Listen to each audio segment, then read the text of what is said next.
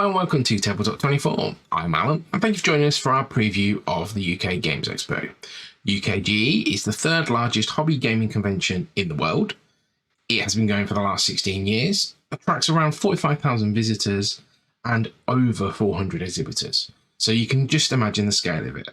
Now, this year will see its first year back in the opened up world beyond COVID, having produced a show last year that was under COVID restrictions and unfortunately in 2020 didn't go ahead like many events.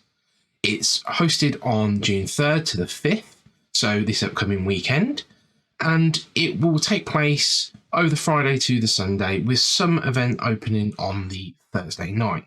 Now the exhibit hall will be open between 9 and 6 on the Friday and the Saturday and 9 and 4 on the Sunday, with open gaming taking place from 7 on the Thursday until 11, and then 8 till 12 on the Friday and Saturday, and 8 till 6. So that's a lot of gaming to get in over the course of the weekend. Now, it does attract every aspect of the hobby, so whether you're just getting into the hobby and want to check out the convention scene, or if you're a hardened veteran that's been in the industry for many, many years. It attracts wargamers, tabletop miniatures, through to card games, through to competitive play, role-playing games, and other aspects of the hobby. So it's an all-inclusive event that families pop along to, hardcore gamers pop along to, and everybody in between. So it's always a welcoming atmosphere. It's hosted at the NEC in Birmingham, and travel to the event is on a lot of major rail and road routes with parking available on site, and it's always been quite easy to get to and get in and get to the event. If you're looking for sustenance whilst you're around, then they have you covered, and I believe there will be Bite Street back at the Hilton this year, which is a small sort of bespoke vendors of different types. You can grab some food there. There is the food at the NEC. And also Resort World is just over the road, which is a fairly large shopping centre which hosts a load of eateries. So you are covered from everything that you could probably imagine. So onto the event itself. It hosts a number of different things. Namely, one of the things we can get to is the bring and buy. So bringing along some pre-loved copies of games and getting rid of those and picking up some others. I do know a lot of people end up spending more than what they make on their bring and buy, so it's always useful to recycle collection there.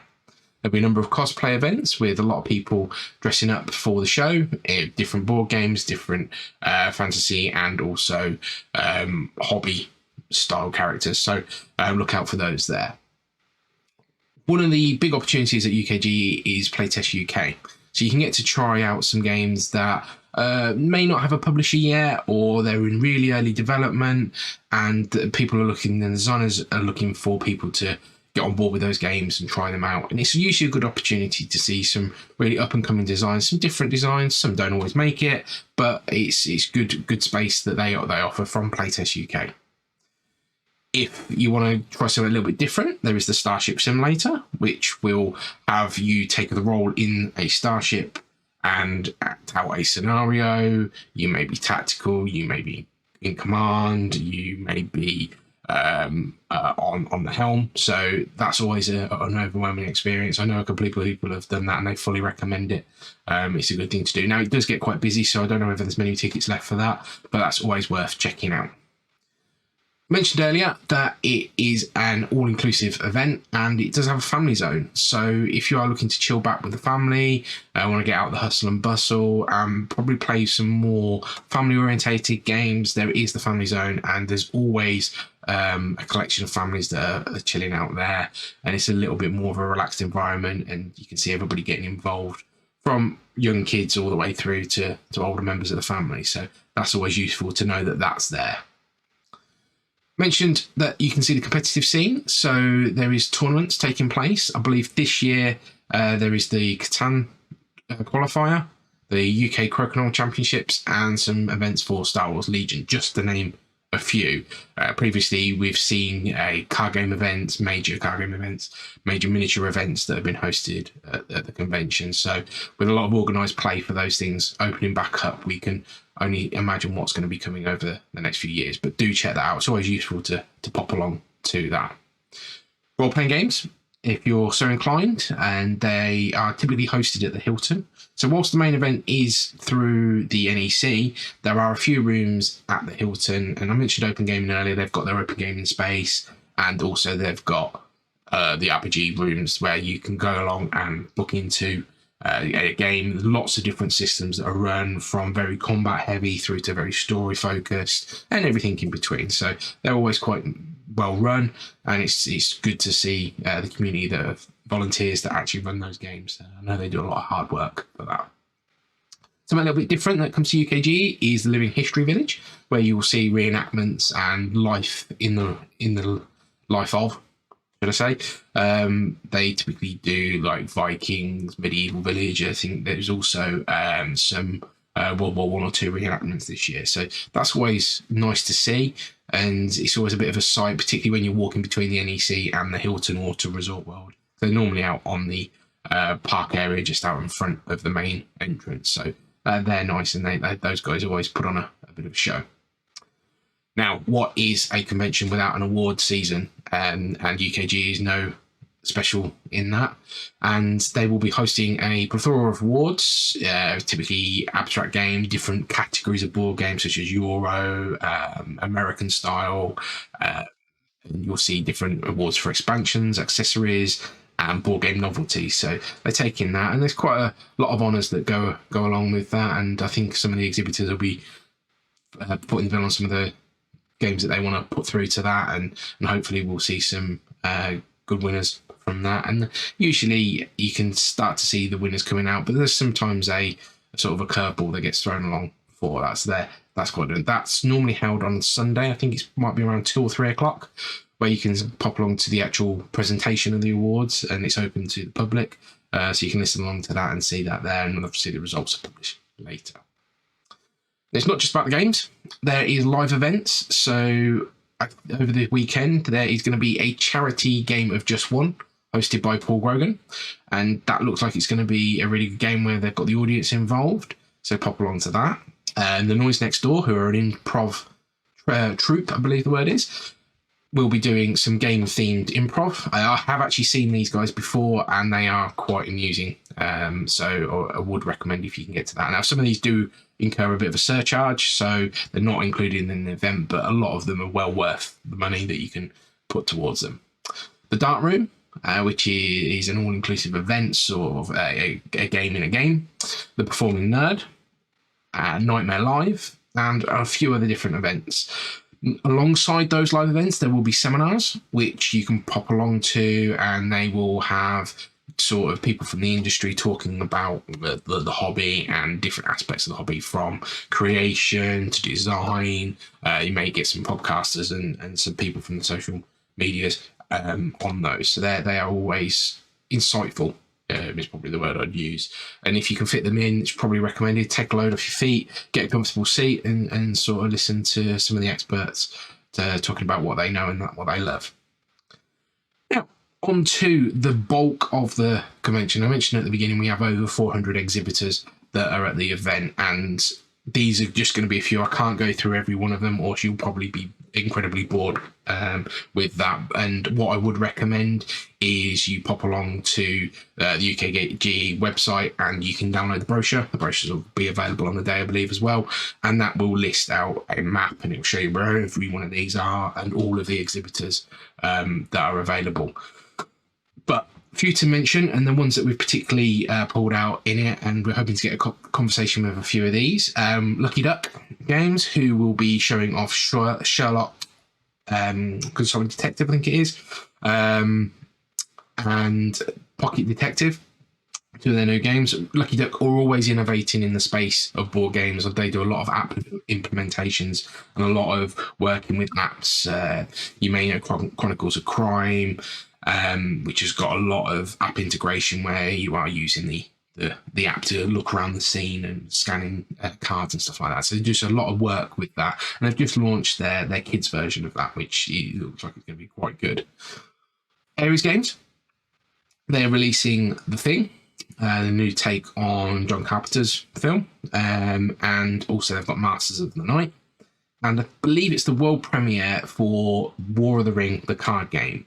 War of the Ring being the massive skirmish, dudes on a map type game, whereby you are fighting the forces of Sauron and also the Fellowship as they sort of combat each other. And the card game obviously condenses that down into a bit more of a card game, but it's still quite a lengthy game.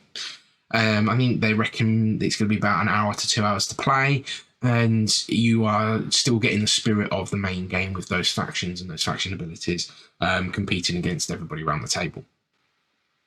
Floodgate Games will be there, and we're hoping to see their new game Decorum, which is been a bit of a buzz around that, where it's the game of passive aggressive cohabiting, where you are trying to see all trying to fit in a house with certain bits of decoration around the house, and you all kind of got different sort of things, but you can't openly say I want this thing there, but you can go, well, that makes me happy, that doesn't make me happy. You're trying to get to an equilibrium state between everybody, which looks quite interesting. But the first time that we've seen that, I know obviously a lot of people have covered it, so it'd be quite nice to get hold of that. Czech Games Edition. Now, I'm a big Czech Games Edition fan. I like a lot of their games. They're the two that they're going to be really promoting over that weekend is going to be the expansion to the new edition of Galaxy Trucker, Keep on Trucking, which we'll hopefully get hold of, and also their newly announced game Starship Captains. Given the work that they've done with the likes of Lost Ruins of Arnak, I'm really interested to see what they're going to do with this, because I believe there's some deck building elements in there, and bag building, a little bit of tableau building, and a lot of things going on. So I'm really looking forward to getting hands-on with that. So moving on to CMD Online. These are an RPG publisher, but they will be releasing and demoing their Onslaught card game, which slots into and is complementary to their RPG systems. So it'd be interesting to see what works with that. Next up is Cheatwell Games, and we'll be looking at Psychobabble, which is a social deduction game that you can play without lying. So a lot of the social deduction games, you have to be potentially telling a lie if you are the traitor in the group. This one, you don't necessarily know that you're the traitor. So it'd be interesting to see how the design works on that. I have read the rules for it, and it looks quite interesting. So we'll pop along to Cheatwell and see that one. One of the bigger stalls is Osprey Games that we're going to be popping along to, and they've got a plethora of games out now, and a lot of their games are getting a lot of buzz around them at the minute. So Crescent Moon, which is a asymmetric faction game, so that's getting a lot of talk at the moment. Quite a longer game, but it'll be interesting to see if we can get a little bit of a brief overview of that. Cryptid Urban Legends. Now, I have got the original Cryptid behind me. Urban Legends is the 2-player variant, and it looks like that's going to be a little bit different with a specific focus on the Urban Legends, which should be quite interesting. And they are looking at showing off Undaunted Stalingrad. Now, Undaunted's not a game I've got my hands on yet, and that's a bit of a shame, really, because I do like those deck building style games. So be interesting to see what Stalingrad's going to add to that set, and also if I can pick up potentially a copy of Undaunted as well. So watch that space on there. And hopefully we will get to talk to the NISEI, which is the Netrunner public community. These guys have picked up the Netrunner, Android Netrunner game and kept it going. So there's no longer any official support for the game, and they've kind of taken it on board and releasing new content for it, which is all public led and is all through a lot of the local players and keeping the community alive. So they've started a new course set and things like that. So I'm really intrigued by that. I've never got into Netrunner, mainly because there's so much to it and there's a lot of jumping on points. So maybe with this new course set, it'd be something that we can jump on with. So I'm looking forward to that. And finally, on our main catch-ups is Loki Battle Maps. They have currently got a live Kickstarter going for a load of RPG accessories, so maps and also lore books and creature books, treasure items, some quests and stuff in there. So I think they're all 5e compatible. So looking forward to having a catch-up with them and talking about the Kickstarter process really as well. So that'll be quite interesting. they're the ones that we've currently got lined up prior to this video being filmed. There are a lot more people that we're going to hopefully speak to over that weekend, but a big shout out to the next bunch of exhibitors that we're going to try and get to have a conversation with, and they are notable for it. So we'll be picking back up with Cogito Ergo Meeple, who you may remember from the channel where we've looked at Solo 175. Now the game's now funded, it's going through production, so it might be good to catch up with those guys and see how the project's going. Speaking of crowdfunding, we will also try and get hold of Mark from Radical 8, looking at Damask. That has also just funded on GameFund. So he will go through the process of getting that produced now, and that should be quite interesting to see what's going on with that game, what sort of buzz that's getting at the moment. Another game that's just funded is Autobahn, and this from Alley Cat Games. So I wanted to try and see what this is like on the table. I was quite intrigued with this. I have backed it, and it did look quite good. In my style of game, Euro through and through, I think. But Alley Cat do put out a lot of really good productions, being one of the smaller independent publishers. So it'd be really interesting to see what Autobahn's got. I think it's got some good names behind it as well. So looking forward to that one. Always a pleasure to pop along to Cosmos, and they always have something up their sleeves for the show, normally releasing something. These are the guys that do the Exit Games. They will have My City Roll and Write there. So always useful to see what they've got. And there's normally a new Exit release. I think last year they were demoing the Exit Advent Calendar, which I know a friend of ours, they actually picked that up, and that was quite interesting. So maybe they'll be doing another one this year. That'll be good to see that. And it's always a pleasure to pop along to see Bez at Stuff by Bez. And I've always got some great party games, and there's always a buzz around the stall. So it'll be really, really great to pop along there. Bigsy Spiel, they always have got some good games going on, and I think it'll be First Wrap that'll be interesting to see this year. And what is UKGE without the Catan stall? Now, Catan are one of the major sponsors of the event, and they obviously are hosting their organised play tournament, and they've always got all of the versions out, and you can always try and sit down and grab a game, and it's always welcoming to see that. And it's normally one of the first stalls that when you walk into the main entrance. So if it is your first time popping along, you'll probably see that straight away, and it's always good to see all the different variants that you can get of Catan. A surprise one for me, and it's a game that I've been trying to get hold of, so I'm really pleased that these guys are going to be there, is Backspindle Games. And they are releasing the 5th edition of Clax, which is a Discworld-based game which, on the Clax messaging system. And you may have seen behind me, I've got the Witches and I've got Ankh-Morpork, so Clax is another one to add to that collection. I've missed it a few times and I've not been able to pick it up, so it'd be really good to pick that up this time. Hopefully they'll have some copies of that left when I get there. Cool Spring Games, they will be bringing Living Forest, which I believe is nominated for the Kinnespiel this year, of the Spiel des Jahres. So it'll be good to see what that's made of. I've not really seen too much on it, so it's always good to see games you've not really had in your peripheral vision. So that'll be a nice to pop there. Sinister Fish Games, they will have Moon, which is Harken Gardner's third game in the set of Villagers and Streets. We did see Moon at Con earlier this year, and it's shaping up to be quite a nice game.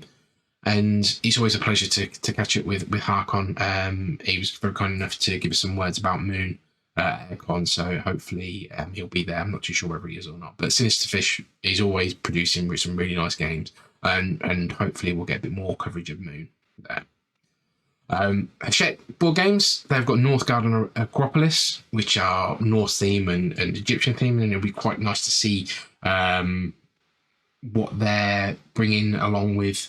Obviously, they do a lot of production of games and bringing them over to UK, so I'm really interested to see those types. They're normally a bit more of a weightier game and very thematic game. Medusa Games, and we've covered recently on the channel 9 Worlds and the first expansion, Sagas and Treasures. The next expansion that is launching at UKGE is Creatures and Monsters, and hopefully we'll be coming away with a copy of that that we'll be putting up on the channel, and that's just a slight variant on the original game, whereby you will be focusing on the monsters and the creatures of the mythology, and you will get benefits for contributing to defeating them. And if you don't, you're going to get penalised for that. So will be a good variant on the base game, so adds a bit more to that. So I know obviously Richard won't be at the stall for most of the weekend because he is co-director of the expo, so I know he'll be wrapped up in a lot of other things over the weekend, but I believe his family run the stall whilst he's off doing his UKGE duties.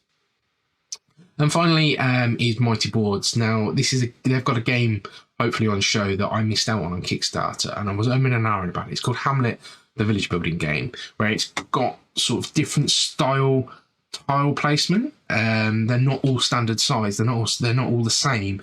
They'll be a little bit different, and so the villages you build may be completely different each time. I think there was a lot of other games that were backing at the same time for me, so it was one that I completely missed out on. So I'd like to see that and see what they're adding to it. Okay, that was a lot. Appreciate if you've stood with us throughout this video. Hopefully you found it a little bit informative. This is only just a fraction of what you will see at the convention, and hopefully you will be popping along to it. I know there's a lot of people that are going to be there.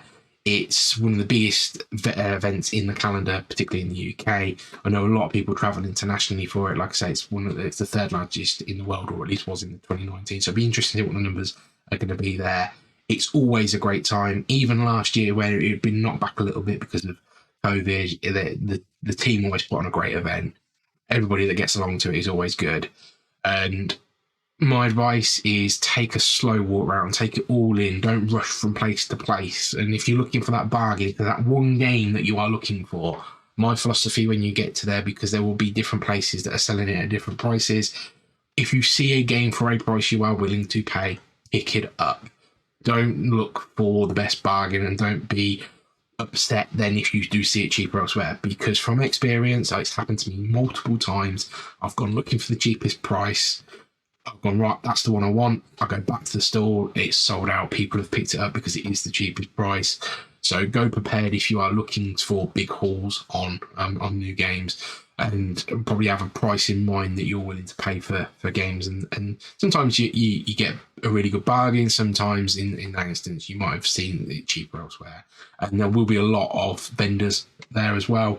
I believe Firestorm, there'll be Magic Madhouse, I think Zatu, I think Games Law, so just to name a few, and there'll be a few more independents off the back of that, and then obviously a few of the actual exhibitors will have games for sale on their stores. So this tends to be a purchasing convention. There's a lot of time to sit and play games. There's obviously the open game is open a lot later, but I think it's a lot of purchasing happens at this convention.